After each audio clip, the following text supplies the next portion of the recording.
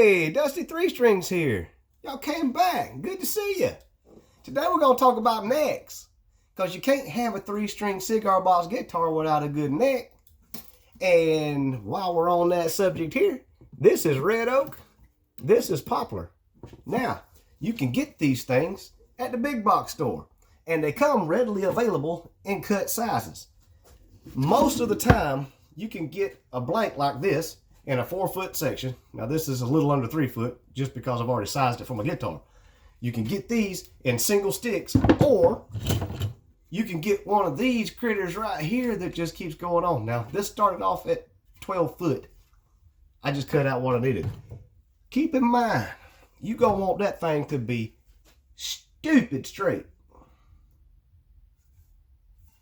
Because you're not gonna have a good time if your board's not straight. That neck needs to be straight. My go-to for necks is red oak for the neck and poplar for the fingerboards.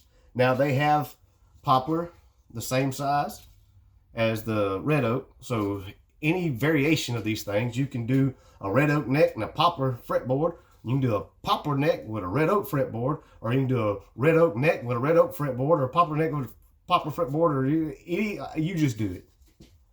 Do what you do. Got me another ruler. I can make me another fretboard out of that. Also, a little trick I learned way back in Vietnam. This is a pre-made fretboard that I got from CB Giddy. This is a 23-inch scale. Now I can still use this as a fretboard, but I use this as a template. And I'll show you that right directly. But to get started, what I'm showing you today is cut ready to install into this brick house. Problem is, I have not cut the brick house open, so I can't put it in there. And I'm not gonna bore you with using a little saw. Now, keep in mind, every cut I've made on that neck, you can do with this here little miter box. You cut it down straight, and well, right here's the 90 degrees, see? 1, 2, 1, 2. It's straight across. Cut it where you need it. Mark it, cut it. Then, out of your leftover piece, you got a piece like this. You want to cut that at a 45. Well, look at there. There's a 45 right there. Right there. Right there's 45. Cut it with this saw. Don't go broke trying to play some music. That thing costs like $12. Alright, that being said, I knew that this brick house is what I was going to use. And I knew that I did not want that neck to come out the other side. So what I did was measure from in here, inside the box, to outside the box where my heel's going to stop. So it's going to come out and stick out the other side about yay far once I cut it out. But for demonstration purposes, I'm going to show you this here box that's already cut open, because it's got a neck that's already ready to go with it, except for it's out there in the sunshine drying, because I had to spray some stuff on it. Got to protect them necks. But that being said, all right, first off, you can see that I've got a single hole over here. Only one piece of wood is coming out of that. Over here is doubly. One here and one on the bottom. Doubly. That's where my neck's gonna come through with the heel. So my heel's gonna go in here. You can see that 45-degree angle. You want that to be down like that. And then your neck is gonna sit on top of it through the box on this one. And you see that creates a nice heel, a place for your hand to stop when you're running up and down that fretboard. Cover up my face. You didn't want to see me no ways. All right. Once you've got everything established as far as where you want to put it through the box. Now, I have seen some crazy stuff. Some people will take a box like this and put a slot right here and run it down through here. That makes for a crazy looking guitar. It's not my style. I want to be able to sit my guitar down. All right. But once you've got that established, you know where everything's at. You also know that on your box, where your neck's going to come through, right? I always go about 2 inches in from the side. So I'll start here and come in about 2 inches. And that's where my bridge is going to sit. Okay. So because I know that, all I've got to do from the inside of the box is measure to where my bridge is going to be. So 2 inches from the outside is right here, right? Well, I measure my neck. Let's see if I can get that where you can see it. This right here is where my bridge is going to be marked on this neck. The reason for that is when you put this in the box, you're going to drill a little hole right there, not very deep, and put your piezo pickup in there. And that piezo needs to have vibration to work. So that's going to sit right directly below your bridge. Right directly below the bridge. I have seen people put those things on the insides of the tops. I've seen them on the bottoms. I've seen them a little bit all over the place.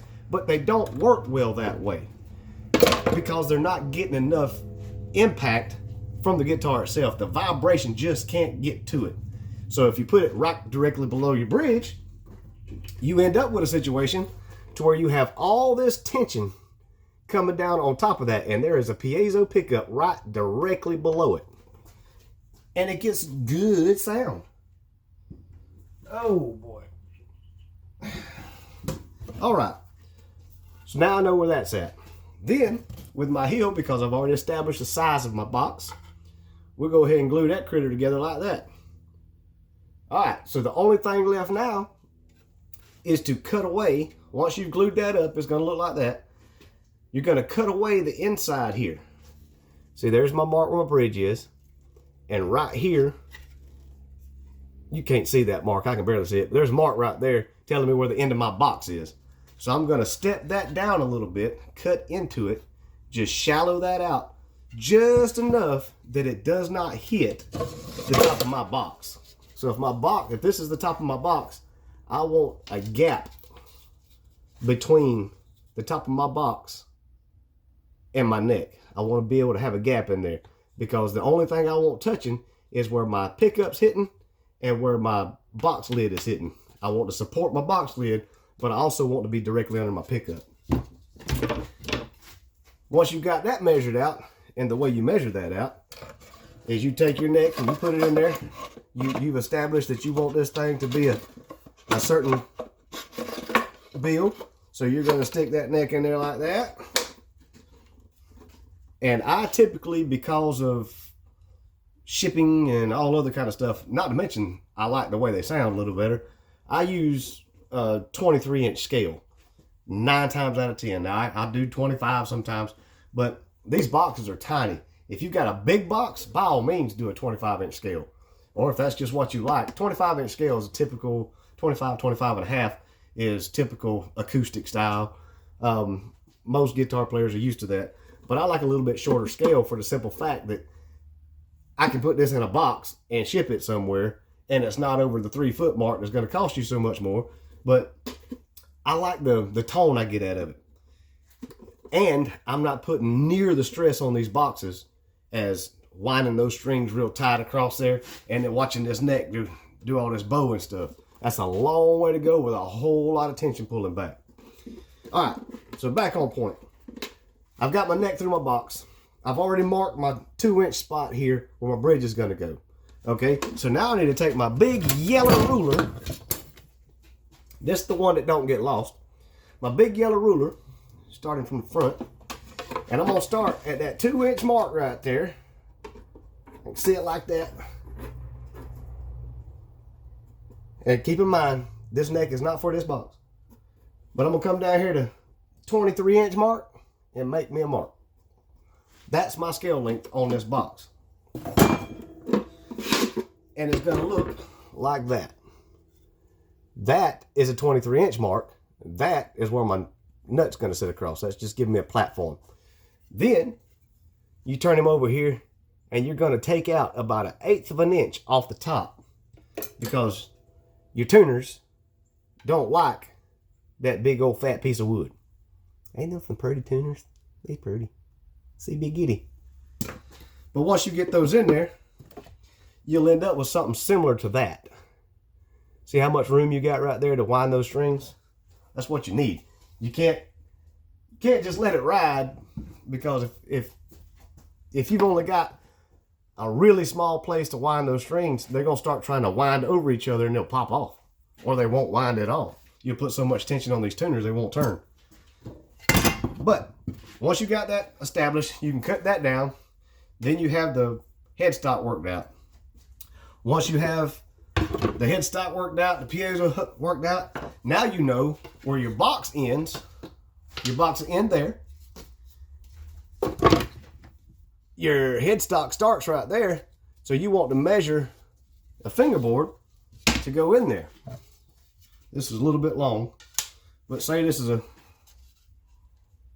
line that dead up on that line with your fretboard, and then everything glues down just like that. So when you get done, you'll end up looking similar to that. Then all you have to do is establish your string height with your nut and your bridge. Run those strings on there, and like them Aussies say, Bob's your uncle. Still don't know who Bob is. When you go to do this kind of project, you are going to need some clamps. A lot of clamps. I got big clamps, small clamps, long clamps, short clamps, C clamps, F clamps, table clamps, vice clamps. I got clamps, squeezy clamps. Here, I got a squeezy clamp. Here's a squeezy clamp. These are a little bit tricky to use on this kind of stuff, because when you put these things on here, it wants to make that, when you squeeze it, it makes that wood slide. But it can be done. You can use those. You can use these. You can use these. This right here, you'll be winded if you use this. If you got to use 10 or 12 of those, you're going to be out of breath time you get done winding. These right here, look, they slip up and down. Slide it where you want it. Connect it on your piece, get it good and tight. Tighten that boy up. End of story. Quick, fast, in a hurry. Like lightning. Keep in mind, a 3-string are not a 6-string. So, you're not going to have the tension on a 3-string as you do the 6-string. This is the reason why you have not heard me say a word about putting a rod in here. I don't need it. I'm not going to pull it that tight. Now, there's a lot of folks that use the open G tuning. Open G sounds good. It plays good. But those are some stupid tight strings. And if you put that on, see, I'll show you right here. Well, there goes the guitar. The only strings I had was the G strings. See, that's an unwound string. But look at that neck. You see that bow in that neck? It's tight. And this ain't even in tune. These have stretched so much, it's pathetic. I use the open E tuning. One reason is because it's looser on the neck. It's not going to pull the neck up and bend it near as fast or as bad. You can get more bend out of your strings. When you're playing, you can actually move the strings. See, the tension is not too bad on here. You can bend the strings, and it's an E. So you hear that, especially if you're a guitar player.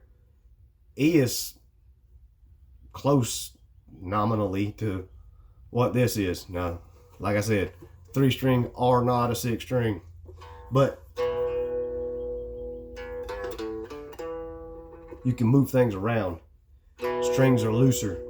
You're not having so much tension on that neck, and it can stay in tune a lot longer without destroying your guitar. Now, there's a lot of ways to do things, and a lot of people that do them certain ways, but I tend to lean to the side of playing an E because it's more round as far as music goes, for the simple fact that I'm used to playing a guitar and it's tuned in E. Not open tuned, but it starts E. Well, that's pretty much all I got. The only thing you got to do now is go find you something to make a neck out of and glue that boy together, shove that boy in a box, and play some music. Don't let me down. When you come back here, I want to see what you got. I want you to show me what you got. Don't turn this off and forget about it. You got a project due. Go get you a box. Go get you some sticks. Put them together and make you some music. Now y'all come on back. I'll see y'all next time.